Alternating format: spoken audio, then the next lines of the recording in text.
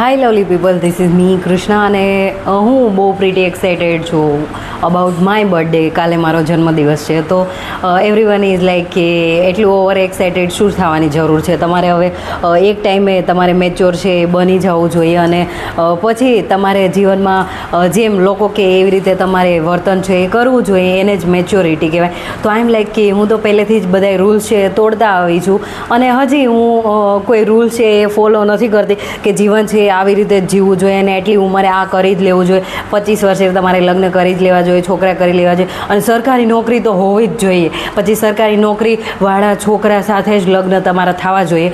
તો આ બધા પ્રશ્નોથી અને આવા બધા વાતોથી હું બહુ દૂર છું અને હું ખુશ છું કે ભાઈ એવું જરૂરી નથી કે તમે જેવું કીધું એવામાં મારે ખુશ નથી રહેવું અને મને બીજો રસ્તો છે એ પસંદ આવ્યો તો એમાં તમને શું વાંધો છે.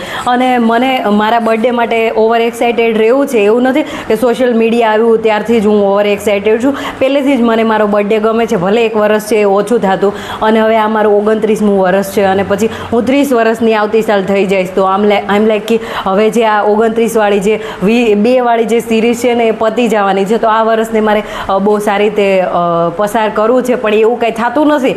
દર વખતે આપણે જેવું વિચારીએ એવું નથી થતું અને મારા જીવનમાં મેં જેવું વિચાર્યું હતું એવું બધુંય નથી થયું છે પણ એ બહુ ટાઈમ પછી થયું છે. તોય હું આમ લાઈક કે ભાઈ ઠીક છે, હવે મારા સપના તો પૂરા તો થયા, એટલીસ્ટ મોડા તો મોડા.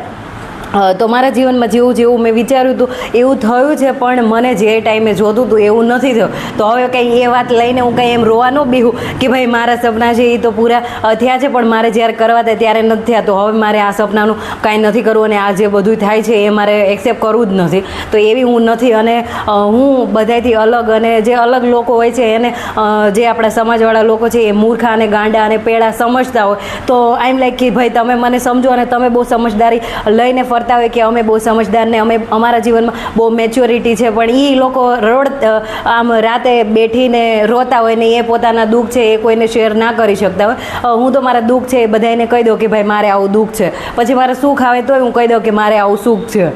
એટલે બધું મને એવું છે કે ભાઈ ઠીક છે કે તમે બધા મેચ્યોરિટી લઈને બહુ સમજણ લઈને ફરતા હોય તો એ તમને ગમે છે પણ મને એવું લાગે કે ભાઈ મને જેમ ગમે છે એમ જ મારે મારું જીવન છે એ પસાર કરવું છે અને એમ જ જિંદગી જીવવી છે કે ભાઈ નાની નાની ખુશીઓ છે એમાંય હું ખુશ થઈ જાઉં અને નાની નાની વાતો એમાંય હું ઇરિટેટ ફીલ કરું. તો મારે એવું કરવું છે કેમ કે આ જીવન છે એ મારું છે અને આ બધુંય છે એ બધું મારું છે.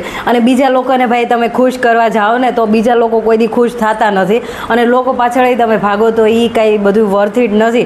તો તમને ખુશ કરવાની જવાબદારી તમારી છે. તો આઈ એમ લાઈક કે હું મને ખુશ રાખીશ અને દર વર્ષે હું મને જે ગમે એ બધું હું કરતી જ આવી છું અને મારી ઈચ્છા છે કે હું મોટી આમ થઈ જાઉં 40-50 વર્ષની તોય મારે મારો બર્થડે છે એ સેલિબ્રેટ કરો અને પછી મારા છોકરાને બધાએ મને જોઈને એવું કહેતા હોય કે લે કેટલા મોટા થઈ ગયા છે કૃષ્ણાબેન, તોય તો હજી બર્થડે માટે એટલા જ ઓવર એક્સાઇટેડ છે. તો મારે કરવું છે બધું. તો આ મારી જિંદગી છે અને આપણને જે ગમે એ જ કરવામાં ભલાઈ છે. પછી ઓલા 90 વર્ષના થઈ અને પછી બધા એવી સલાહ આપે કે તમને જે ગમતું હતું ને એ તમારે કરી લેવું હતું અને તમારે સોસાયટી અને સમાજવાળા લોકોની પરવા છે એ નહોતી કરવી. તો એ વાત મને છે એ પહેલેથી અત્યારે જ સમજાઈ ગઈ. તો હવે હું એની ઉપર જ ચાલું ને પછી હું તમારી જેવી એવી સમજદારી લઈને મારે નથી ફરવું અને મારી એવી બોરિંગ લાઈફ તો જોતી જ નથી. અને મારા જીવનમાં ઘણા બધા પ્રોબ્લેમ લઈને હું ચાલું છું પણ હું એવી નથી કે હું આખો દી કરીને રોયા જ કરું. હું રડી લઉં પછી મને ખબર કે ભાઈ હવે દુઃખી થઈને કાંઈ આખી જિંદગી નીકળે નહીં એટલે પછી આપણે જ ખુશ થઈ જવાનું, રોઈ લેવાનું અને પછી ડીલ કરવાનું. આ જ લાઈફ છે અને જીવન છે એ જ છે. પછી તમને કોઈક એવું કહે કે આવી રીતે તમે પૈસા કમાશો, આવી નોકરી કરશો કે આવો છોકરો છે એ પસંદ કરશો તો જ તમારું જીવન છે એ સારું થશે. તો એ બધું મીથ છે કે એ બધું ભાઈ ખાલી આમનામ વાતો છે. એટલે જે છે એ બધું આ જ છે અને તમને ગમે એ જ છે બધું. ધન્યવાદ, આવજો. અને કાલ મારો જન્મદિવસ છે એટલે હું ઓવર એક્સાઇટેડ છું.